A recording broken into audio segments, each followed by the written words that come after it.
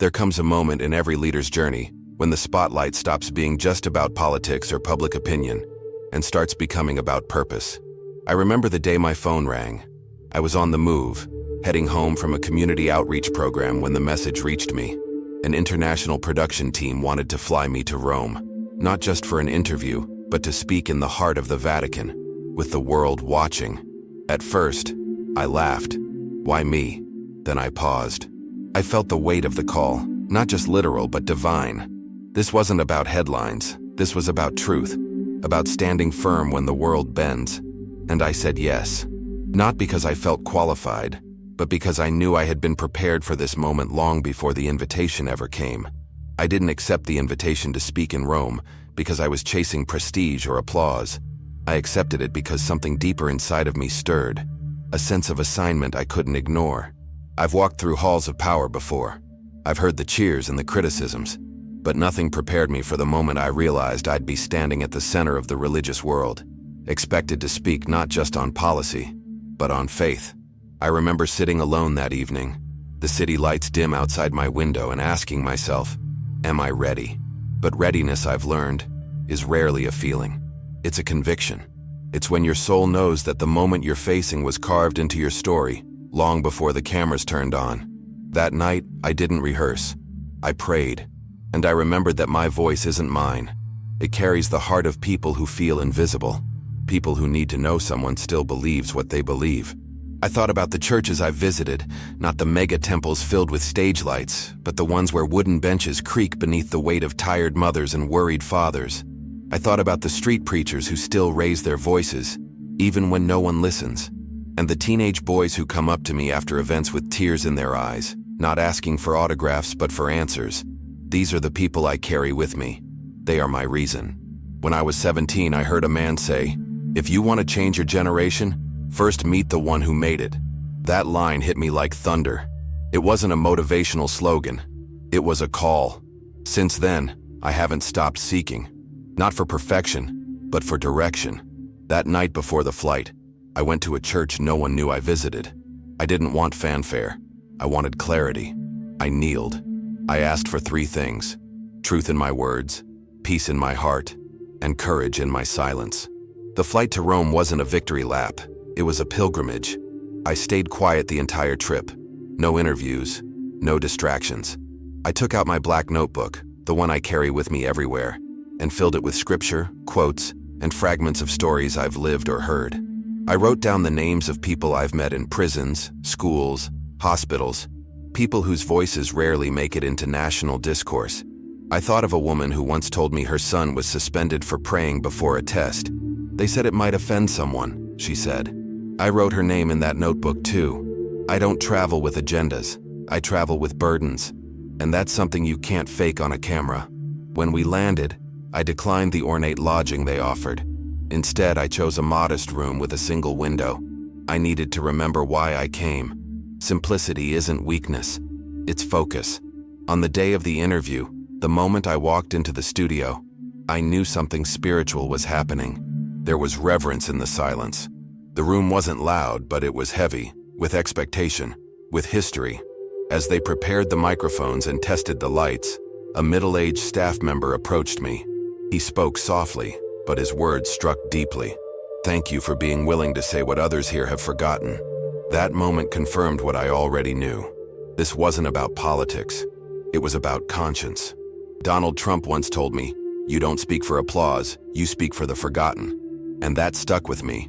When the makeup artist adjusted my collar, I looked in the mirror. I didn't see a congressman.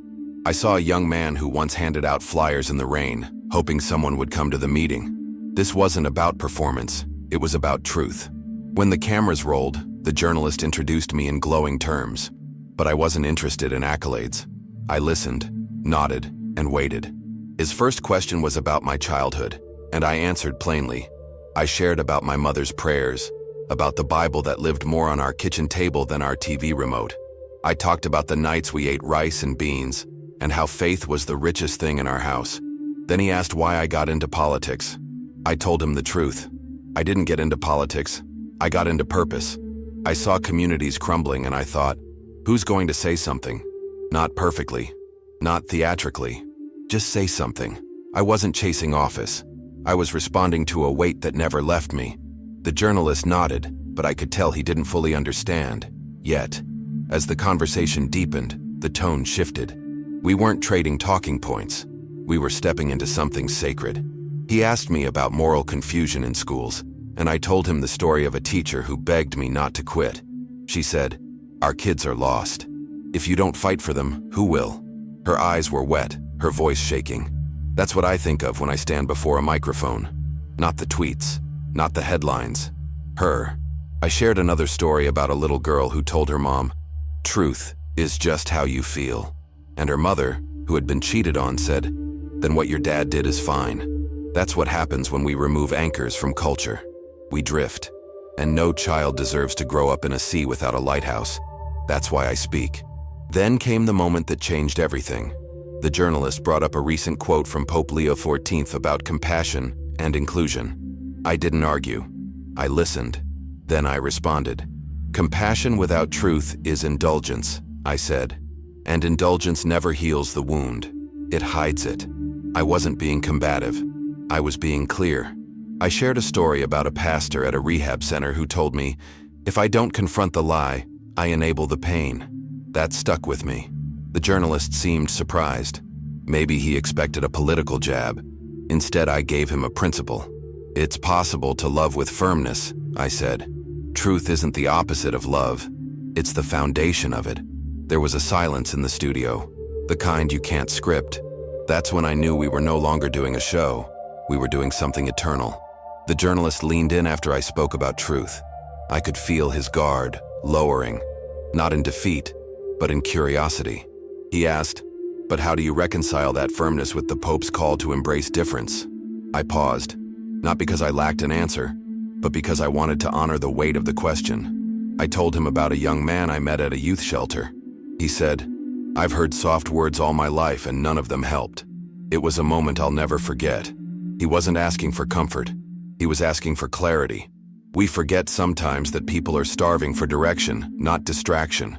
I told the journalist, if we want to heal this generation, we can't keep giving them diluted answers. They need something solid, something sacred. He nodded slowly. We weren't debating anymore. We were agreeing on pain, on need, and on the failure of silence. Then, in a surprising turn, the journalist shared something personal. He said he grew up in a Christian home but walked away after seeing hypocrisy in the pulpit. His words were quiet, almost ashamed. I didn't quote a verse. I didn't try to fix him, I just looked at him and listened. Sometimes the greatest power we have isn't in our voice, it's in our presence. I told him, "You're not alone. Many of us have wrestled with disappointment, but the truth isn't defined by those who abuse it. It stands on its own." I could see something in his eyes soften. Not agreement, necessarily, but understanding. And in that space, something sacred happened. Not a conversion, not a climax, but a shift. A quiet, almost invisible shift. And that's where faith lives. In those moments where logic ends and honesty begins. We took a short break after that, but my heart stayed in that moment. I sat with my Bible closed on my lap, not reading, just holding it. That book had anchored me through storms no camera ever saw, through betrayals, through exhaustion, through doubt. As the crew reset lights and fixed mics, I prayed silently, not for the right words, but for the right posture. I didn't want to impress anyone. I wanted to reflect something unshakable. When we resumed, the atmosphere was different, less structured, more sacred. The journalist came back with fewer notes, fewer questions. It was as if he realized we weren't just taping a segment. We were peeling back layers of a nation's soul. And I wasn't the subject anymore. I was the mirror. He asked about youth, their disconnect from the church, their disillusionment with tradition. I answered from the core of what I've seen. I told him our young people aren't rebellious. They're abandoned. Abandoned by adults who no longer speak truth. Abandoned by leaders who water down everything for the sake of likes. I said, they're not looking for relevance. They're looking for real. And then I told him about a 17-year-old boy who approached me after an event, trembling, and said, "I've never known who I really am, just who others expected me to be." That's what happens when culture shapes identity and conviction disappears. I told the journalist, "We don't need more entertainment in church. We need more encounters.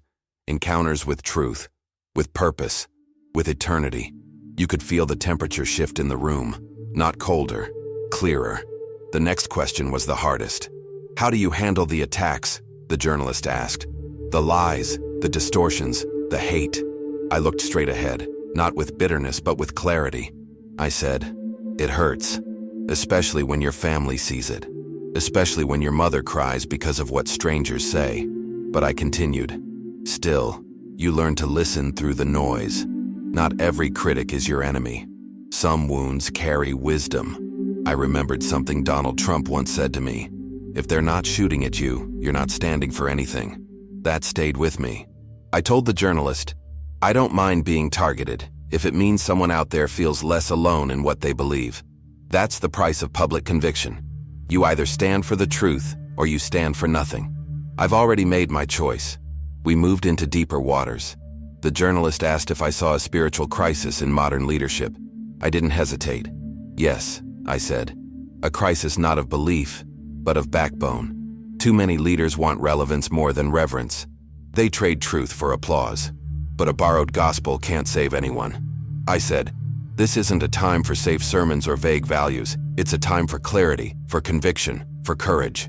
I shared stories of pastors who asked me, behind closed doors, "How do I say what needs to be said without losing my followers?" And I always answer the same: better to lose followers than to lose your soul. Truth isn't popular, it's powerful, but only if we're brave enough to speak it. The journalist looked down at his notes and didn't say a word. That silence spoke volumes. Finally, he asked me what I would say to someone watching who feels alone in their faith, who feels like the world has moved on and left them behind. I thought of a letter I once received from an elderly woman, her handwriting shaky, her words simple. "I can't pray fancy," she wrote, "but every night, I whisper your name to heaven." I couldn't finish the letter without choking up. That's who I do this for. Not the crowds, not the polls, but the ones who believe quietly, who pray faithfully, who endure silently. I told the journalist, "To anyone watching who feels like they're the last one standing, keep standing. God doesn't abandon those who remain faithful. And even if you feel unseen, heaven sees you." The journalist looked away, visibly moved. And for the first time, he didn't ask another question. He just sat there, listening. Maybe you're watching this right now with more questions than answers.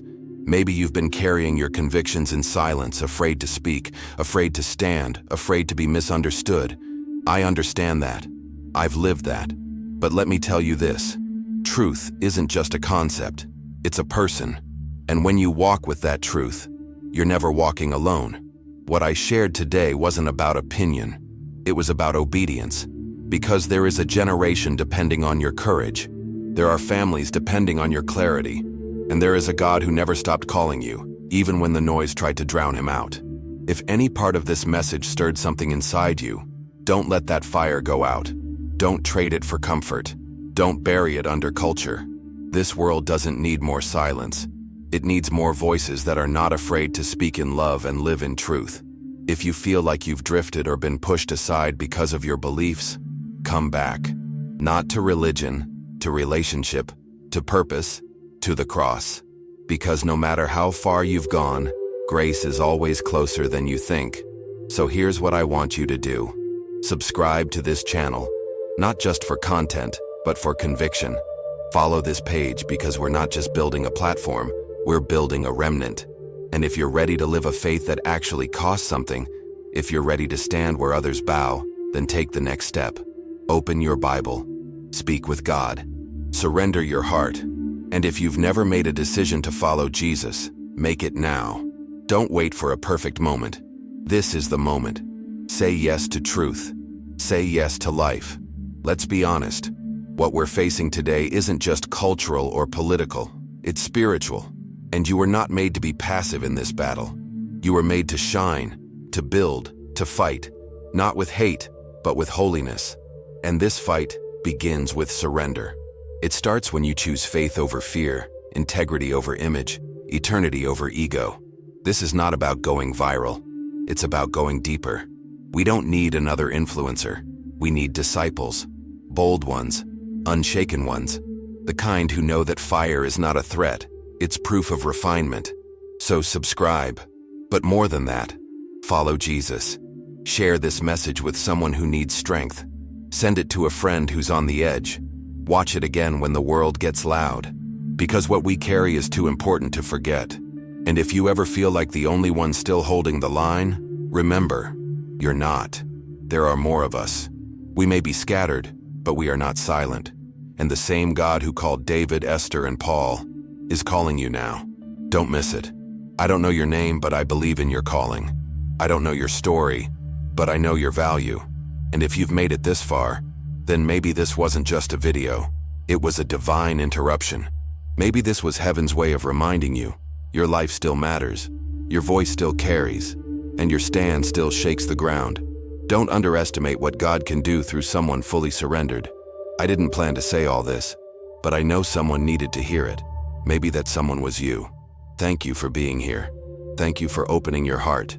If this message meant something to you, don't just click away. Engage, comment, share how this spoke to you. I read every word, and I pray for those who reach out. We're building something real here, not with cameras, but with conviction. I love you, I honor you, and I'll be right here, week after week, reminding you that your faith is not in vain. Until next time, keep standing, keep speaking, and above all, keep walking with Jesus.